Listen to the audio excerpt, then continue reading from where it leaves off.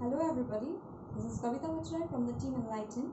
As we already said that I'll be dealing with the English grammar portion. So as our first discussion into English grammar or our first discussion to voice topic this start kori. ঠিক আছে first of all voice or details খিনি জনাৰ আগতে আমি এইখিনি জানি লওঁ যে English grammar to এনেকুৱা বস্তু নহয় যেটো আমি শিকি পেলাই মুখস্থ কৰি পেলাই বা এইখিনি বস্তু 10টা কোৱেশ্চন পঢ়ি পেলাই আমি এইটো টপিক যে আমাৰ শেষ হৈ গ'ল সেইটো নহয় ঠিক আছে we cannot learn it, we will not by heart, it is not like we will by heart and then we will be perfect in it. English grammar এনেকুৱা এটা বস্তু নহয়. English grammar এনেকুৱা এটা সাবজেক্ট হয় যেটো প্ৰথমতে আমি বুজিব লাগিব, তাৰ পিছত তাৰ আমি ষ্টাডি বুজি কেনেকৈ পাম, আমি ষ্টাডি কৰিয়ে বুজি পাম, তাৰ পিছত we have to bring it into application, that means we have to practice it. ঠিক আছে, it is like maths, কৈ দিও it is like maths, we will understand it, প্ৰথমতে আমি বুজি লম, তাৰ পিছত প্ৰেক্টিস কৰিম আৰু তেতিয়াহে আমি বস্তুটো মানে মাস্টাৰ কৰিব পাৰিম বা আমি এইটো বস্তুটো এটোত আমি পাৰফেক্ট হ'ব পাৰিম. ঠিক আছে, আমি ভয় নাখাও গ্রামার বুলি ক'লে, আমি ভয় নাখাও আমি ইংলিশ টেক্সট বুলি ক'লে মানে কেয়াৰ নকৰো হয় না, কিন্তু গ্রামার পোর্শন বুলি ক'লে we are tensed, we don't have to be. If we are clear with it, if we are thorough with it, we will not feel worried like something terrible, horrible with grammar. No, it's not like that. প্ৰথমতে আমি কি কৰিম, বুজি পাই লম, তাৰ পিছত আমি প্ৰেক্টিস কৰিম and we will definitely do it. Next, মই মেনশন নকৰিলো যে voice for class 10 বা voice for class 11 এনেকৈ মই মেনশন কিয় নকৰিলো, কাৰণ গ্ৰামাৰ বস্তুটো কেনেকুৱা আমাৰ for class 9 যেনিবা মই কিবা এটা voice কিবা এটা বেলেগ বুজাম আৰু for class 10 মই কিবা এটা বেলেগ বুজাম, এইটো কথা নহয়, বা class 3-4 ৰ কাৰণে গ্ৰামাৰ কিবা এটা বেলেগ আৰু for class 9 যে এটা সামথিং বেলেগ, এনেকুৱাটো কথা নহয়, আমাৰ এনেকুৱা একো কথা নাই. সেইকাৰণে মই মানে এইটো স্পেসিফিক্যালি মেনশন কৰি দিয়া নাই যে এইটো মই 10 ৰ কাৰণে কৈছো বা 11 বা 12, এনেকুৱা একো কথা নাই. হ'ব পাৰে আমি দুই এটা মানে প্ৰবলেমছ খিনি এইটো আমাৰ ক্লাস 10 মানে বোৰ্ডছৰ কাৰণে বেছি ইম্পৰ্টেন্ট সাম এনেকুৱা কিমান কোৱেশ্চনছ থাকিব পাৰে,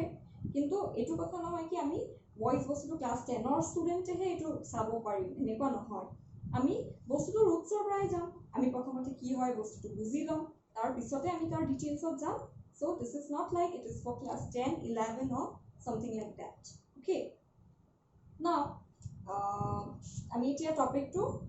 ডিটেইলছত অলপমান চাই লওঁ. ভয়েস বুলি কওঁতে আমাৰ প্ৰথমতে মনলৈ কি আহে,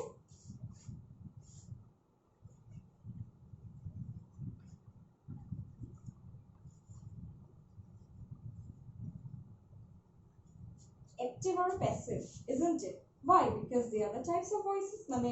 active voice or passive voice. Voice বুলি কোৱা লগে লগে আমাৰ মাথাত এইটোৱে বস্তুটো আহি যায় কি active voice or passive voice. এতিয়া আমি মানে ভাবিবলগীয়া কথাটো যে active voice নো কি আৰু passive voice নো কি. ঠিক আছে, আমি এতিয়া আমি জানো যে grammar is not like by hearting something, so there is nothing like এটা এনেকুৱা sentence এনেকুৱা sentence কিটাহে মানে এইটো sentence active এনেকুৱা আমি by heart কৰিটো কৰি লব নোৱাৰো. So we have to look into sentence forms and then understand. Like Robert,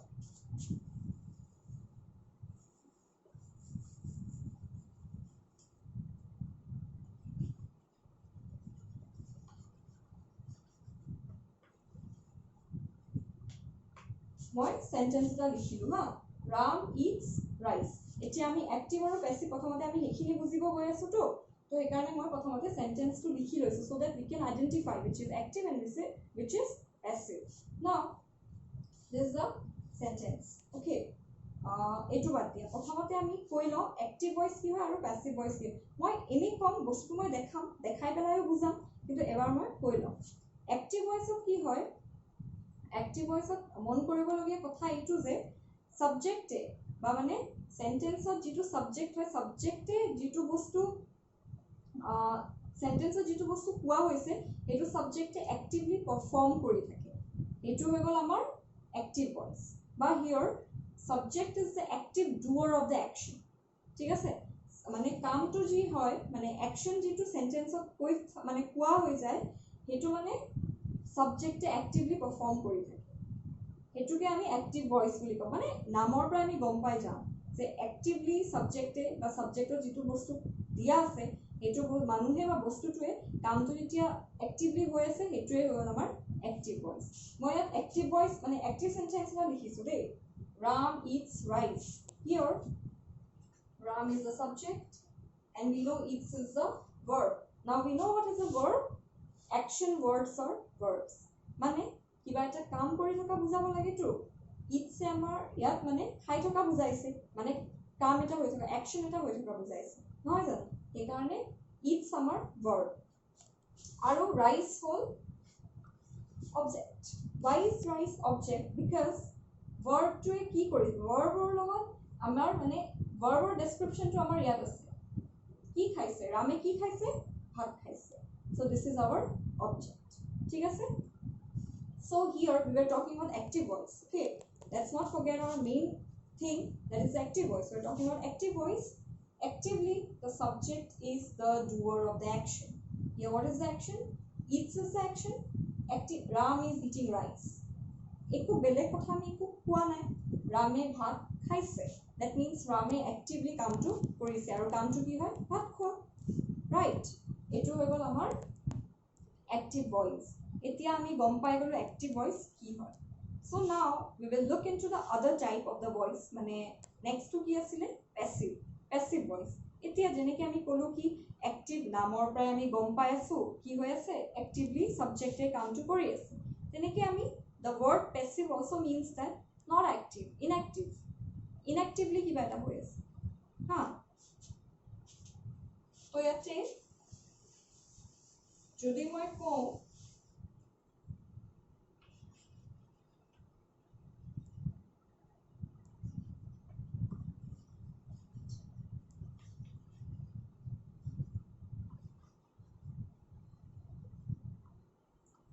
অথনি মই লিখিছিলো Ram eats rice আৰু এতিয়া মই লিখিলো rice is eaten by Ram হা এতিয়া কি হ'ল হেতু মই এক্টিভ বুজাইছিলো এতিয়া মই প্যাসিভ বুজাম ইয়াতে আমাৰ rice to হৈ গ'ল ইয়াতে subject is eaten to হৈ গ'ল আমাৰ verb আৰু Ram to হৈ গ'ল এনিবা object for this sentence এতিয়া আমি চালু কি কামটো কোনে কৰিছে কামটো নো ডাউট ৰামে কৰিছে নহয় জানো ভাতটো ৰামে খাইছে কিন্তু এতে ৰামে এক্টিভলি কাম কৰাটো আমাৰ এক্টিভলি কথাখিনি মানে ৰাইসৰ লগতে নহক বা ৰামৰ লগতে নহক কথাটো মানে ইটেন বস্তুটো আমি প্ৰথমতে ৰাইসৰ থ্ৰুদি গম পাইছো মানে আমি ৰামে ভাত খাইছে তেনেকৈ আমি কথাটো কোৱা নাই ৰাইস ইজ ইটেন বাই ৰাম ৰাইসকে বেছি ইম্পৰ্টেন্স দিয়া হৈছে নহয় জানো Rame come to korise, but it is not shown here actively. That's why this is the passive voice. Imane buzilwa subject to actively showcase hoi na thake. Etia hetu mane passive voice hobe. Active no active form na passive form ase. Passive mane not active. ঠিক আছে এখিনি আমাৰ বুজিবলে মানে দিগদাৰ নহব nextly আমি main important কথাটো আমাৰ কি হয় যে আমি কথা এটা মন কৰিবলগীয়া যে active voice to passive voice বা আমি passive voice to active voice যেতিয়া কনভার্ট কৰো এই দুটা সেন্টেন্সত মিনিংৰ একো চেঞ্জ থাকিব নালাগে the meaning should remain intact ঠিক আছে আমি যেতিয়া এক্টিভৰ পৰা প্যাসিভলৈ সেন্টেন্স এটা কনভাৰ্ট কৰিম বা প্যাসিভৰ পৰা এক্টিভলৈ যেতিয়া সেন্টেন্সটো কনভাৰ্ট কৰিম the meaning should not change এটো আমি কেতিয়াও কৰিব নোৱাৰো কনভাৰ্সনটো সদায় ব্যালেন্সড হৈ থাকিব লাগিব এক্টিভত জি মিন কৰে প্যাসিভতো হেতুৱে মিন কৰিব ঠিক আছে আমি এক্সাম্পল এটা লৈ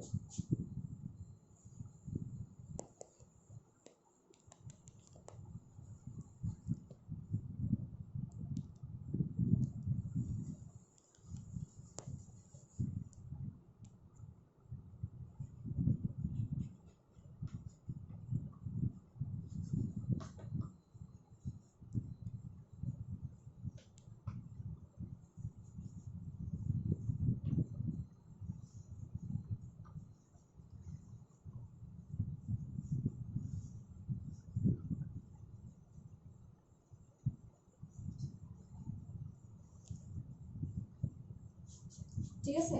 আমি দুটা সেন্টেন্স ললো যেহেতু মই কনভার্সন বস্তুটো কনভার্সন বুজাই আছো যে অ্যাক্টিভ আৰু প্যাসিভত মিনিংস দুটা মানে চেঞ্জ নহয় বা মিনিং ইনটেক্ট থাকে এটো বুজাবলে মই দুটা সেন্টেন্স ললো ডেফিনেটলি ইয়াত এটা অ্যাক্টিভ হয় আৰু এটা প্যাসিভ হয় তো এতিয়া প্ৰথমতে আমি আইডেন্টিফাই কৰি লওঁ which one is active and which one is passive here Ram is eating rice so action is eating and rice is the object so Ram is actively performing the action so this is obviously the active voice and so this is the passive voice karon Ram ya actively কাম to kora bujua hua nai kia ei karone amar এই sentence to passive voice আছে আৰু এই sentence to active voice আছে ঠিক আছে এতিয়া আমি চাও Ram is eating rice Rame bhat খাইছে এইটো সেন্টেন্স এইটো মিন কৰে আৰু নেক্সট সেন্টেন্সটো আমাৰ rice is being eaten by Ram meaning is the same isn't it the meaning does not get interchanged এটো বস্তু আমি চালো কিন্তু এতিয়া আমি মন কৰিবলগীয়া কথা যে দুটা সেন্টেন্সত আমাৰ ওয়াৰ্ডস কি মানে Ram আমি Ram আৰু rice আৰু eaten এই তিনটা বস্তুৱে ইউজ কৰিব লাগে আৰু দুটা ফৰ্ম টু চেঞ্জ মানে ভয়েস টু চেঞ্জ কৰিব লাগে কিন্তু মিনিং হয় কি ৰাখিব লাগে that means something definitely needs to get changed হয় না নহয় আমি এতিয়া ইয়াতে সাবজেক্ট আৰু অবজেক্ট আমি চেঞ্জ নকৰো তো আমি কি চেঞ্জ বস্তু কি থাকিব এতিয়া বুলি কওঁতে আমাৰ ভাৰ্বটো থাকিব আমাৰ চেঞ্জ কি হ'ব বুলি কওঁতে আমাৰ অকল verb two option the only option is verb বেলেগ আমি একো চেঞ্জ কৰিব নোৱাৰো তো যদি আমি কওঁ ইয়াতে যদি আমি চাও যে বস্তু কি চেঞ্জ হৈছে তেতিয়া আমি দেখিম যে rice is rice Ram is Ram the only change is in the verb isn't it the change is in the verb আৰু এটা কথা এতিয়া verb বুলি যে কলো সব verbe আমি মানে সব সেন্টেন্স আমি অ্যাক্টিভৰ পৰা প্যাসিভলৈ নিনিও মানে সব sentence cannot apply the voice change কিয় কিয় কথাটো ক'বলৈ যাওঁতে মই বস্তু এটা আগতে নকলো I kept it for this sentence so that এতিয়া চোৱা is a verb হয় কিন্তু is আমাৰ ইনটেক আহিছে is আমাৰ চেঞ্জ হোৱা নাই কিয়া but eating a verb হয় is a verb হয় eating is changed to being eaten why we will have to know this or we will have to remember this that only the sentences which have transitive verbs will get changed from active to passive or can change their voice from active to passive or passive to active ঠিক আছে এতিয়া transitive verb কি আছিল don't get frightened or মানে আমি ভয় না don't panic transitive verb কি আছিল এটো মই নাজানো no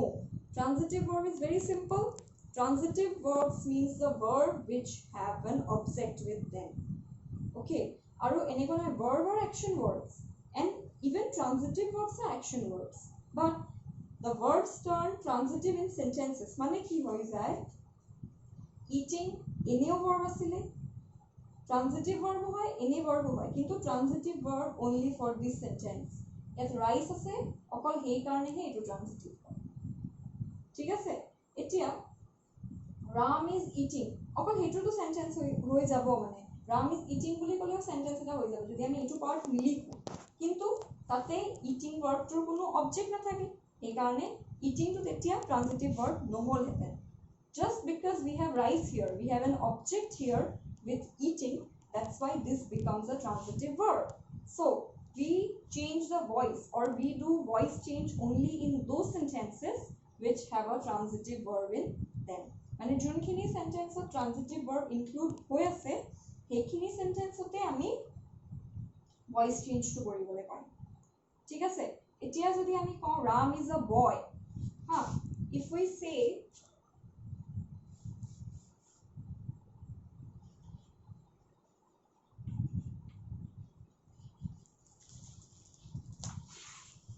এতিয়া আমি কওঁ পাৰো এটো এটা সেন্টেন্স হয় it has a subject okay but it does not have a transitive verb আমি ইয়াতে voice change কিয় কৰিব নোৱাৰিম কাৰণ ইয়াত এটা transitive verb নাই is a verb no doubt but is a auxiliary verb is am are was were these are auxiliary verbs ঠিক আছে ইয়াতে হে কাৰণে আমি এটো সেন্টেন্সৰ আমি voice change কৰিবলৈ নোৱাৰোঁ চ' আমাৰ ইম্পৰ্টেণ্ট কথাটো কি হ'ল প্ৰথম কথা আমাৰ মিনিং চেঞ্জ হ'ব নোৱাৰে আৰু ছেকেণ্ড কথাটো কি হ'ল আমাৰ ট্ৰানজিটিভ ভাৰ্ব থকা চেণ্টেন্সকে আমি এক্টিভ টু পেছিভ দিবলৈ পাৰিম third important thing is what while conversion মানে এতিয়া প্ৰথমতে আমি বুজিলোঁ কি আমি প্ৰথমতে আইডেণ্টিফাই কৰি লওঁ এইটো এক্টিভ হয় নে পেছিভ হয় নেক্সটলি আমি কি কৰিলোঁ তাৰে ট্ৰানজিটিভ ভাৰ্ব আছে নে নাই সেইটো চাই ল'লোঁ হা তাৰপিছত আমি কি কৰিম এতিয়া আমি যেতিয়া কনভাৰ্জন কৰিবলৈ যাম তেতিয়া আমাৰ মেইন বস্তুটো কি হ'ব আমি ট্ৰান্সফৰ্ম কৰোঁতে আমি ধ্যান মানে ৰাখিবলগীয়া বস্তুটো কি হয় আমি প্ৰথমতে উলিয়াই লওঁ এইটো ছাবজেক্ট এইটো ভাৰ্ব আৰু এইটো অবজেক্ট ভেৰি চিম্পল এতিয়া মন কৰিবলগীয়া কথা এইটো যে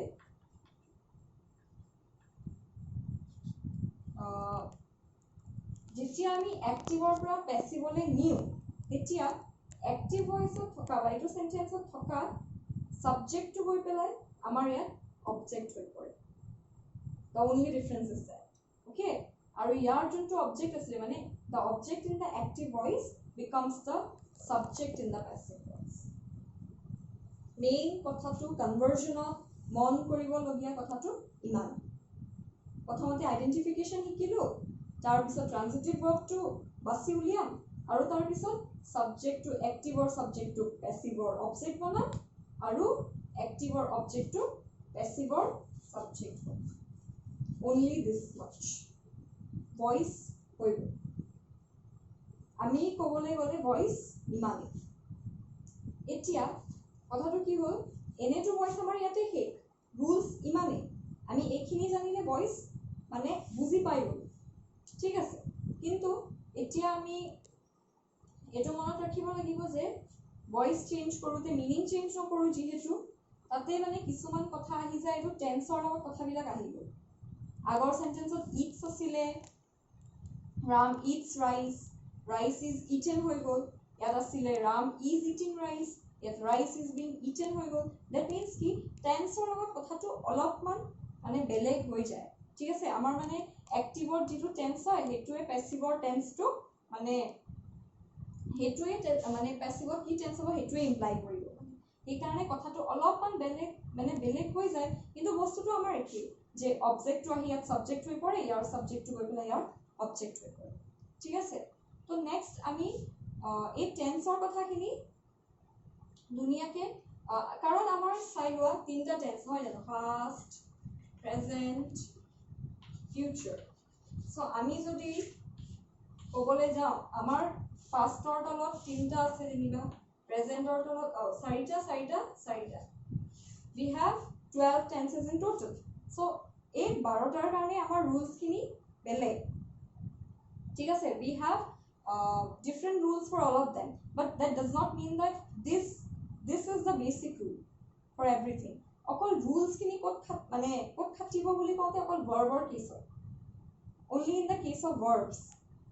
we have to follow the rules only for the verbs সেইকাৰণে আমি বেছিক কথাটোকে জানি ল'লোঁ এইটো আমাৰ জানিবলৈ ইমান এটা প্ৰব্লেম নহয় আৰু এইটোৰ কাৰণে আমি টেবল এটা আছে মানে মই ধুনীয়াকৈ নেক্সট ভিডিঅ'টোত টেবলটো মানে বনাই পেলাই প্ৰেজেণ্ট কৰিম সেইটো মানে বুজিবলৈ ইজি হৈ যায় এতিয়া আমি আধা মানে অলমষ্ট 60% 80% কথাখিনি বুজি পালোঁ আৰু সেইখিনি জাষ্ট ৰুলছ এপ্লাই কৰিবৰ কাৰণে হয় কিন্তু কথাটো আমি ইমান বুজি পালে হৈ যাব আৰু নেক্সট ইম্পৰ্টেণ্ট কথা এটা কি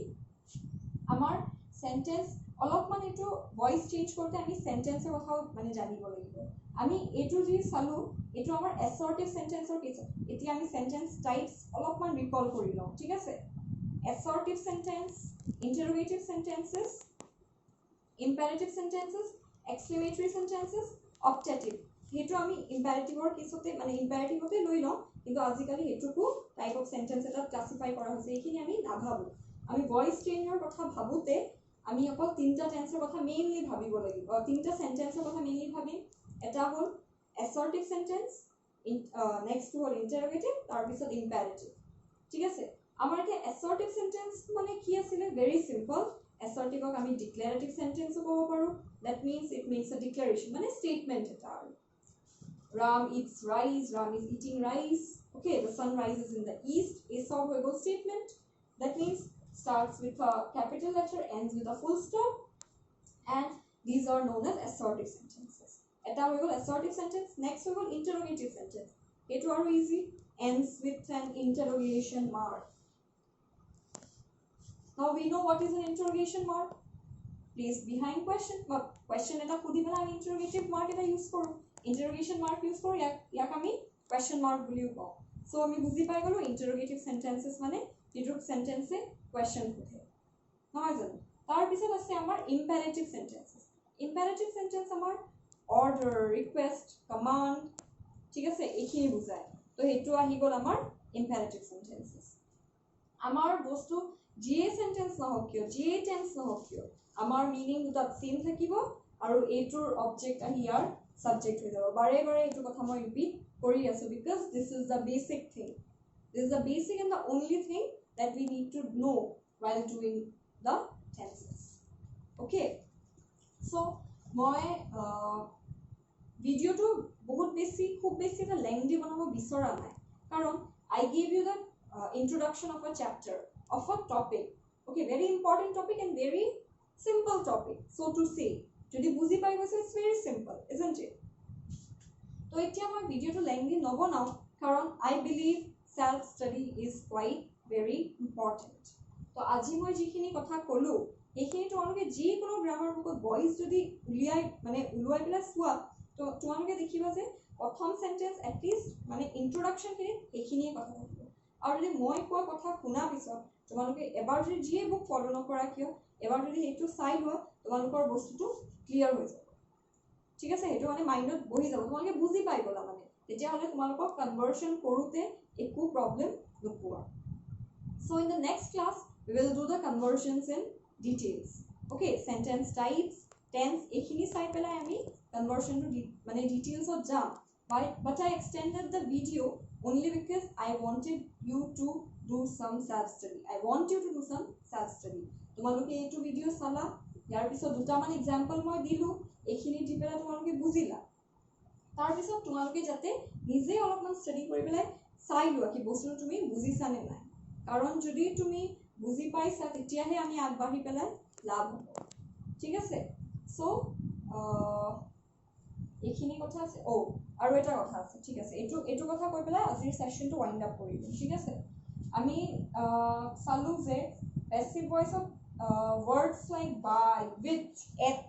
এইখিনি words mainly use হৈ আছে হয় নাই। আগৰ সেন্টেন্সটো ram eats rice তো আমি rice is eaten by ram। So আমি বেসিক্যালি কি দেখি আছো কি passive voice এতিয়া মানে by এতিয়া word to থাকে mostly in the case of passive. It is an easy way of identification we can say. আমি sentence to পঢ়ি পেলাই object, subject, verb কৰি নথকাতছে ডাইৰেক্ট by দেখি ললো এইটো passive sentence। ঠিক আছে, কিন্তু some sentences are there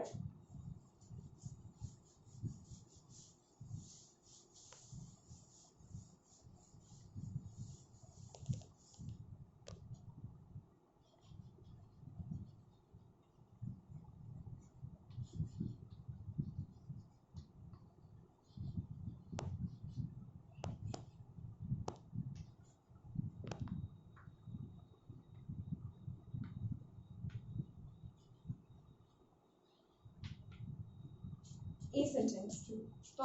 আমাক কৈছে চেঞ্জ দ্য ভয়েস। তো প্ৰথমতে আমি যেতিয়া ভয়েস চেঞ্জ কৰো প্ৰথম স্টেপ আমাৰ সদায় আইডেন্টিফিকেশন। এইটো কি ভয়েস মানে এইটো কি হয়, এক্টিভ ভয়েসত আছে নে প্যাসিভ ভয়েসত আছে। তো আমি দেখি ললো পটককে রাম প্ৰথমতে আছে, সেন্টেন্সটোত বায়ু নাই, then does it mean this sentence is an active voice? No. ঠিক আছে, কেতিয়াবা এইটো নহয় কাৰণ চাই লোৱা Ram was punished for his misconduct. ইয়াতে আমাৰ transitive verb কি হয় মানে punished মানে punish কৰা হৈছে, কিন্তু ৰামে তো punish কৰা নাই। আৰু আমি কি জানো যে active voice তো মানে doer of the action subject হ'ব লাগে, ৰামে কামটো কৰিলেহে এইটো active voice হ'ব, কিন্তু punish জানো ৰামে কৰিছে নাই, ৰামকহে punish কৰা হৈছে, কিন্তু ইয়াত আমাক দিয়া হোৱা নাই কোনে punish কৰিলে। ঠিক আছে, তো let us assume Rame misconduct করেছে, তো obviously maybe তার parents father mother বা তার teacher তাক punish করেছে। Let us assume it like that. Okay, তো তেতিয়া হলে আমি বুজি পাই গলো কি ইয়াতে by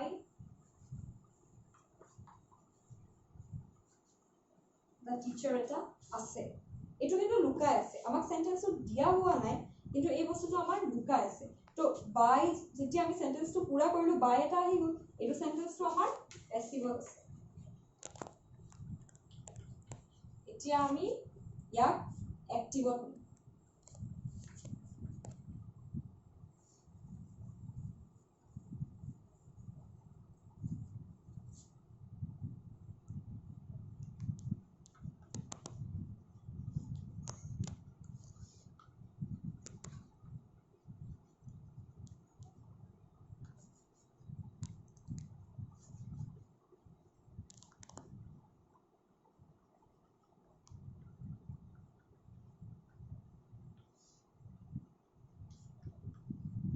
ঠিক আছে এতিয়া আমি ইয়াত কি কৰিলো the teacher at hidden হৈ আছিল by the teacher হৈ আছিল এটা আমি নিজে বুজি পাইলো সেন্টেন্সটো চাই পেলাই তো আমি ইয়াতে ইয়াৰ অবজেক্ট the teacher যোনটো ইয়াত অবজেক্ট আছিল হেতু আমি ইয়াতে সাবজেক্ট বনাইলো আমাৰ এক্টিভত সাবজেক্টটো ইয়াৰ অবজেক্ট হৈ গল ঠিক আছে আৰু the teacher punished Ram for his misconduct এটো আমাৰ হৈ গল পেসিভৰ পৰা এক্টিভলৈ আহি গল এটো সেন্টেন্স মই কনভাৰ্জন কৰি কিয় দেখালো কাৰণ মই পটকে কৈ দিলো কি বাই থাকিলে পেসিভ হ'ব এটা তোমালোকে ভাবিব পাৰা ইয়াত দেখুন আমাৰ বাই নাই তো এটো পেসিভ কেনেকৈ হ'ব we need to understand after all it is the meaning of the sentence which implies ঠিক আছে কাৰণ আমি কি কৈছিলো এক্টিভ ভয়েসত সাবজেক্টটোৱে এক্টিভলি কামটো কৰি থাকে নহয় জানো ইয়াতো কিন্তু ৰামে কোনো কাম কৰা নাই কিয়া পানিশমেন্ট ৰামে দিয়া নাই কিয়া এই কাৰণে এটো সেন্টেন্স হৈ গল পেসিভ ফৰ্ম ঠিক আছে এনেকুৱা সেন্টেন্স আমি আৰু কৰিম we will do it later so today's session we end today's session here so